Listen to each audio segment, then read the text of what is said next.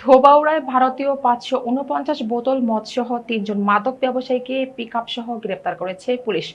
Senior staff reporter Mahbub Alam সরকারের প্রতিবেদনে দেখুন বিস্তারিত। ময়মনসিংহের ধোবাউড়া উপজেলায় পুলিশের বিশেষ অভিযানে ভারতীয় ৫৪৯ বোতল মদসহ একটি পিকআপ জব্দ করা হয়েছে এবং এ ঘটনায় ৩ মাদক ব্যবসায়ী গ্রেপ্তার করেছে ধোবাউড়া থানা পুলিশ। জব্দকৃত মদের আনুমানিক মূল্য ১১,৪৬,০০০ টাকা। গ্রেপ্তারকৃতরা হলো জাহাঙ্গীর আলম, তানজিমুল মণ্ডল, উভয়ের বাড়ি রংপুরের পীরগঞ্জ উপজেলায় এবং মোহাম্মদ সাইফুল ইসলাম ময়মনসিংহের ফুলবাড়িয়া উপজেলার বাসিন্দা। জানা যায় শুক্রবার ১৫ মে ভোর ৪টা ৩০ সময়ে ধোবাউড়া থানাধীন কলসিন্দুর ঘটপাড়া ব্রিজ মসজিদ সংলগ্ন পাকা সড়কে পুলিশি চেকপোস্ট পরিচালনা করা হয়। অভিযানের নেতৃত্ব দেন ধোবাউড়া থানা এসআই সাকিব হাসান।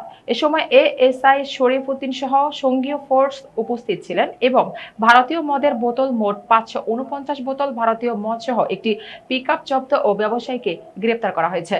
ধোবাউড়া থানার অফিসার ইনচার্জ মোহাম্মদ শফিকুল ইসলাম জানান, মাননীয় range DIG Mymensingh police super ও সহকারী পুলিশ সুপার হালুয়াঘাট সার্কেলের সার্বিক দিক নির্দেশনা এ অভিযান পরিচালিত হয়েছে।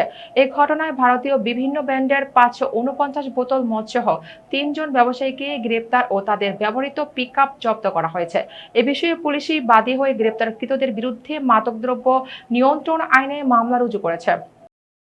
গত 15 মে ভোর 4টা 30 ঘটিকার সময় গোপন সংবাদের ভিত্তিতে কলসিন্দুর ঘাটপাড় মসজিদ সংলগ্ন কোনায় আমরা একটি পুলিশি চেকপোস্ট ও বিশেষ অভিযান পরিচালনা করি।